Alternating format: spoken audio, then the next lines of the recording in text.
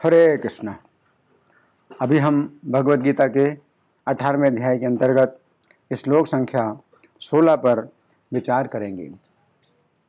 तत्रैवं सति कर्तारम् आत्मानं केवलं तु यः पश्यत्य कृतबुद्धित्वान् न सा पश्यति दुर्मतिः। तो यहाँ पर भगवान कह रहे हैं तत्र एवं कि जब ऐसा है तो कैसा है। वो पिछले श्लोक में भगवान ने कहा था कि 5 हेतु, प्रत्येक कर्म के जो है 5 कारण होते हैं, है ना। तो 5 कारण प्रत्येक कर्म के हैं। तो फिर तत्रैवं जब ऐसा है तो कर्तारम आत्मानम केवलम तुझा, जो व्यक्ति अपने को ही केवल कर्ता मानता है। इसका मतलब क्या है कि 5 जो हेतु हैं, कर्म के कारण हैं, उनमें से स्वयं जीवात्मा भी एक है, परंतु केवल वो नहीं है, अन्य 4 कारण भी हैं। तो यहाँ पर भगवान कह रहे हैं कि जो केवल अपने को ही कारण मानता है, कर्ता मानता है, पश्यति कृत बुद्धित्वान, तो वो जो है ऐसा जो देखता है तो उसकी बुद्धि शुद्ध नहीं है। ऐसा पश्यति दुर्मति ही, तो दुर्मति है, वो जो है देखता नहीं। अगर ऐसा देखता है कि अपने को कर्ता देखता है तो वो वास्तव में दुर्मति है, वो देख नहीं रहा। हम सुनेंगे प्रभुपाद तात्पर्य में क्या लिखते हैं। श्रील प्रभुपाद की जय। मूर्ख व्यक्ति ये नहीं समझता कि परमात्मा उसके अंतर में मित्र रूप में बैठा है और उसके कर्मों का संचालन कर रहा है।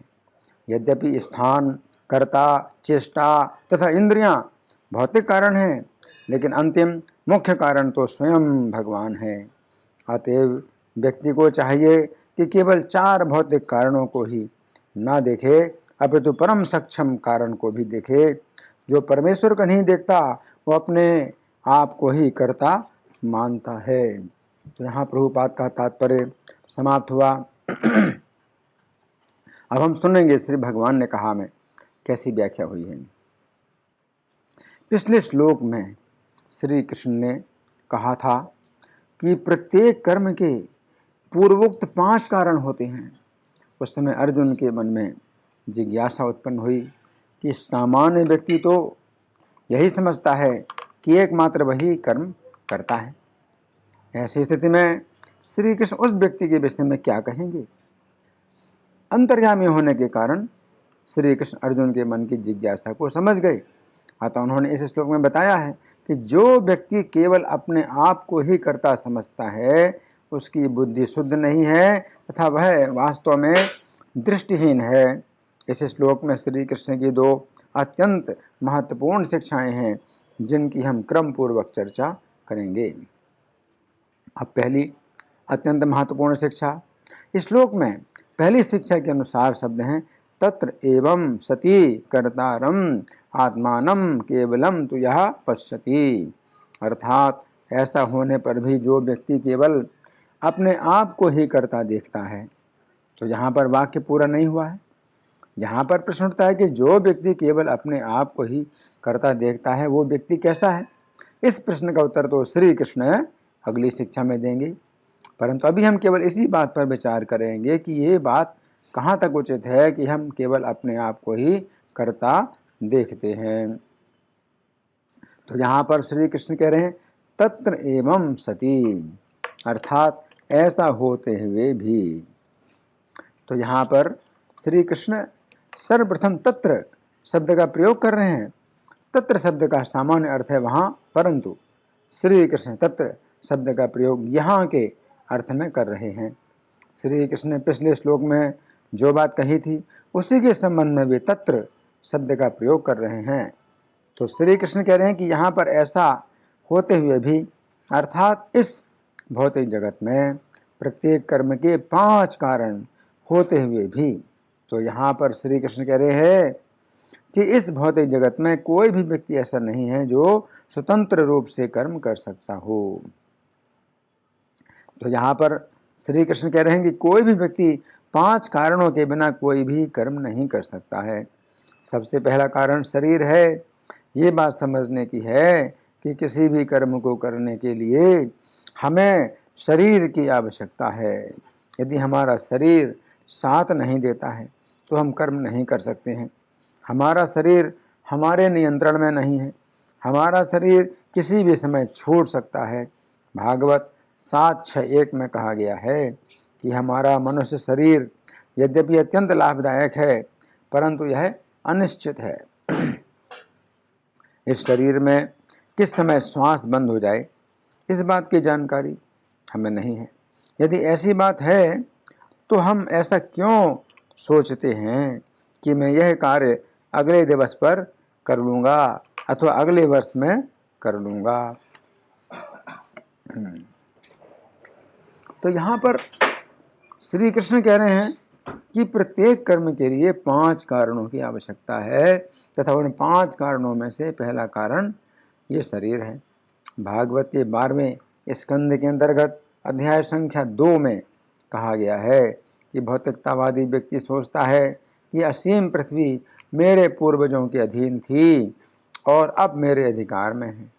यद्यपि ये मूर्ख लोग पृथ्वी, जल तथा अग्नि से बने हुए शरीर को मैं और इस पृथ्वी को मेरी मान लेते हैं, परंतु अंत में उन सभी को अपना शरीर तथा पृथ्वी दोनों त्यागने पड़ते हैं तथा वे विस्मृति के गर्भ में चले जाते हैं। हमारा शरीर मृत्यु का खिलौना है। इस प्रकार निष्कर्ष यही निकलता है कि हमारा शरीर किसी भी समय धोखा दे सकता है, परंतु यदि श्री कृष्ण चाहें तो वे अपनी इच्छा के अनुसार हमारे शरीर की रक्षा कर सकते हैं।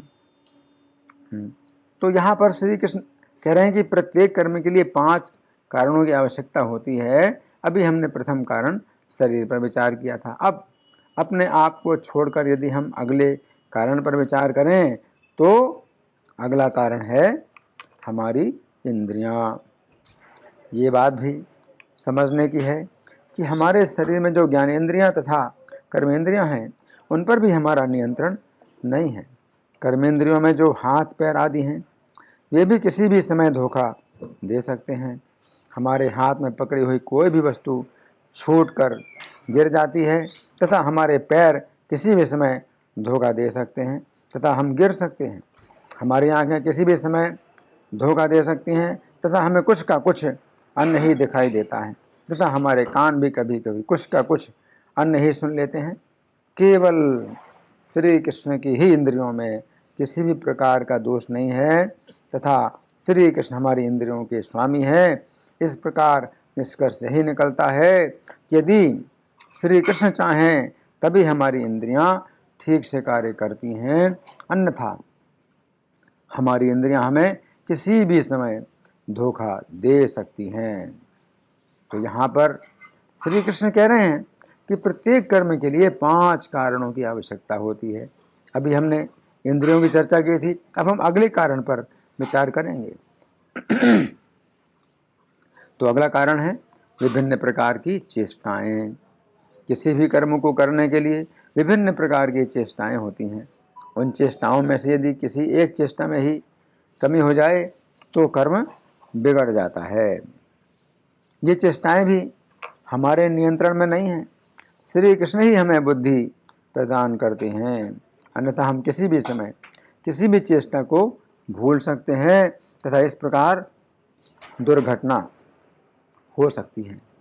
श्री कृष्ण की ही शक्ति से संपूर्ण जगत चेष्टा करता है।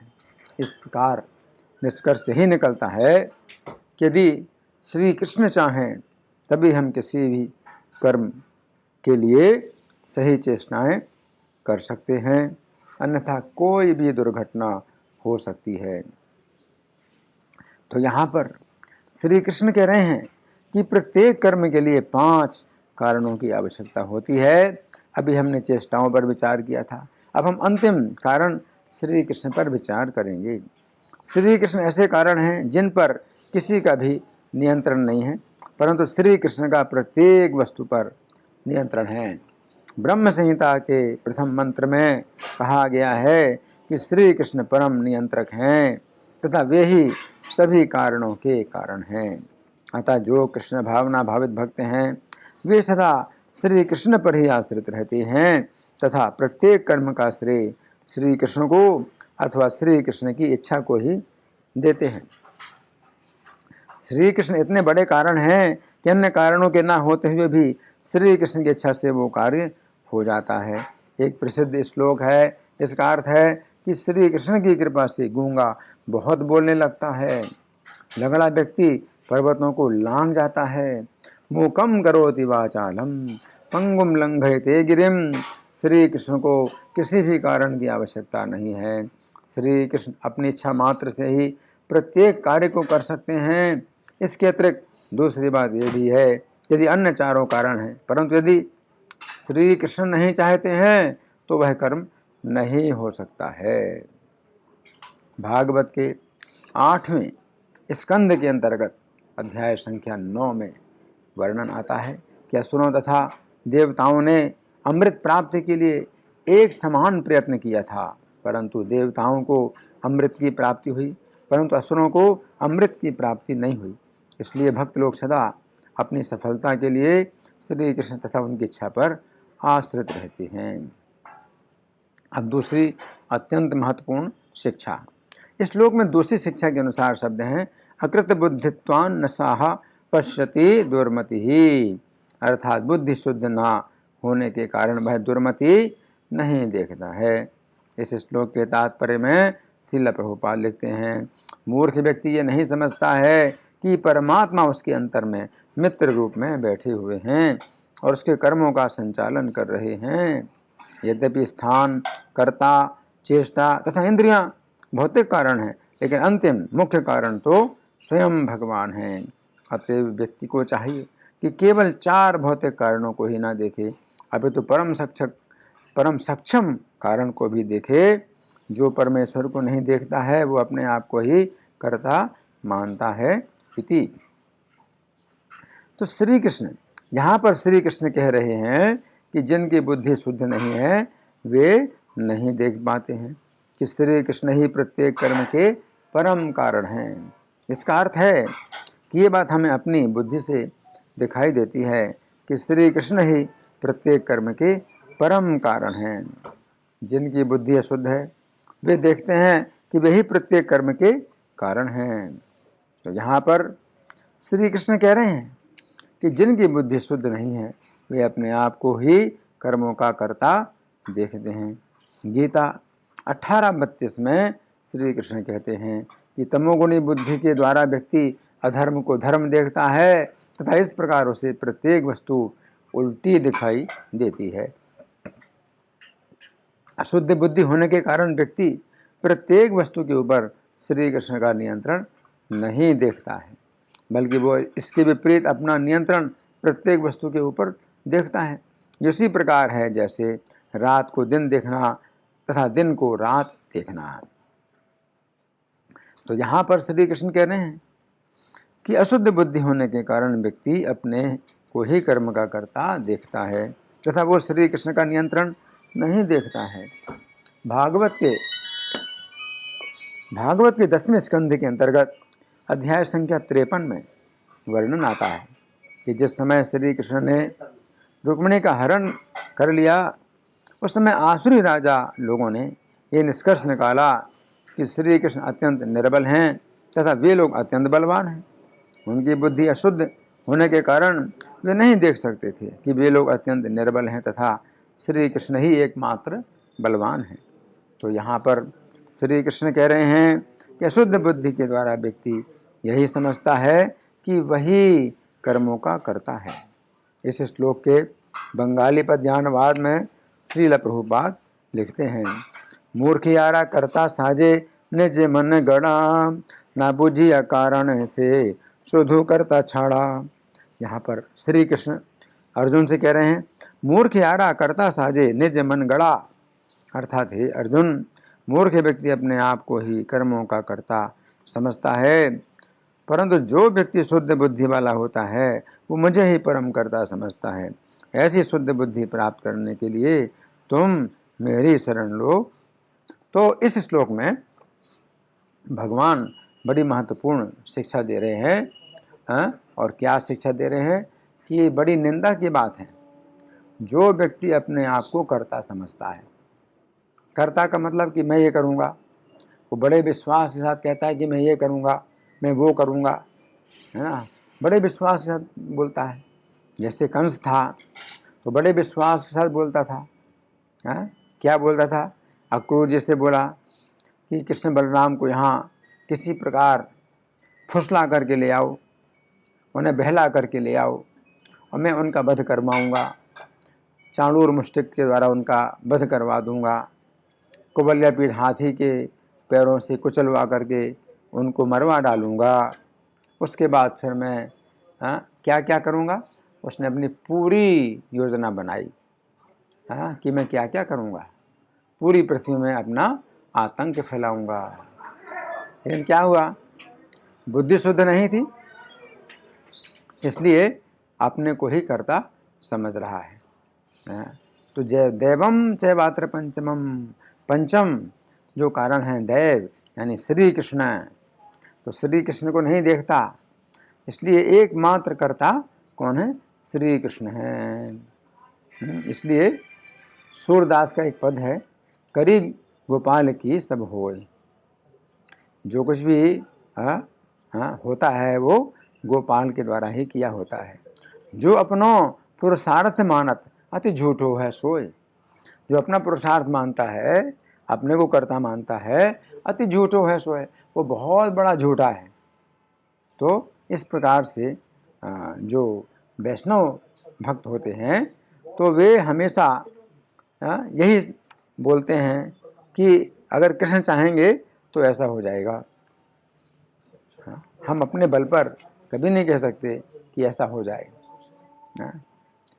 तो प्रभुपाद ने भी प्रार्थना की, श्री कृष्ण से प्रार्थना की जब वो न्यूयॉर्क में थे, अकेले थे, कि मेरे से कुछ कार्य नहीं हो सकता, आप ही मुझे आप कठपुतली बनाइए और मुझे नचाइए।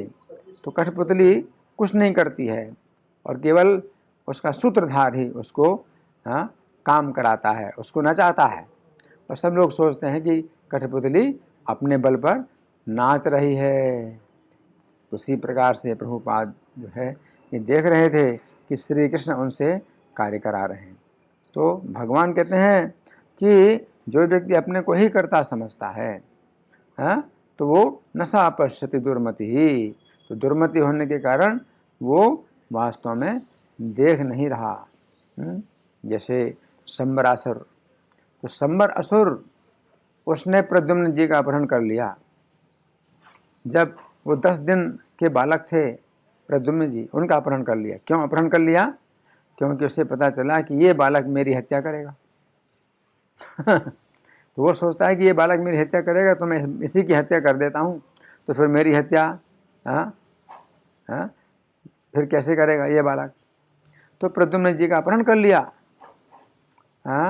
तो माता रुक्मिणी बड़ी शोकमग्न है, प्रद्युम्न बालक का जो अपहरण हो गया। और वो जो शंबरासुर है, द्वारका से अपहरण करके समुद्र में उसने गिरा दिया, बालक को समुद्र में डाल दिया। अब एक छोटा बच्चा है, वो समुद्र में अगर गिरा दिया जाए तो क्या बचेगा? नहीं बचेगा। लेकिन कृष्ण अगर चाहें तो रक्षा कर सकते हैं।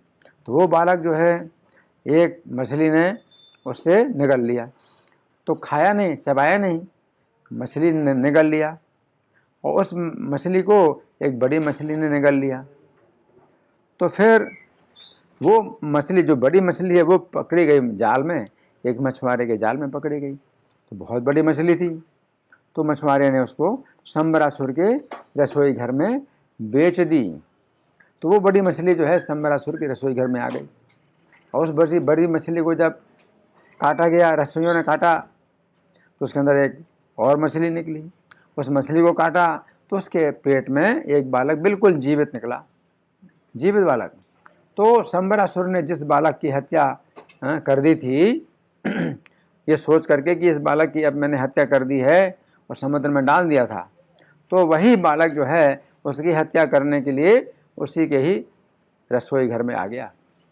रसोई घर में ये बालक पल रहा है और शंबरासुर को कुछ पता नहीं कि यही बालक है मेरे रसोई घर में पल रहा है, जिसको मैंने हत्या करने के लिए समुद्र में फेंका था। और अंत में क्या हुआ कि प्रद्युम्न जी ने शंबरासुर का वध किया, हत्या की। तो उसको पता नहीं था शंबरासुर को कि उसने बालक को जो चुराया है तो वास्तव में अपनी हत्या कराने के लिए उस बालक को चुराया था। वो सोचा कि मैंने बालक की हत्या कर दी, लेकिन उसने बालक की हत्या वो नहीं कर पाया और बालक ने फिर उसकी ही हत्या की। इस प्रकार से दुर्मति लोग जो है अपने को कर्ता सोचते हैं और उनके जितने भी कार्यक्रम हैं वो सब धरे के धरे रह जाते हैं। धन्यवाद। हरे कृष्णा।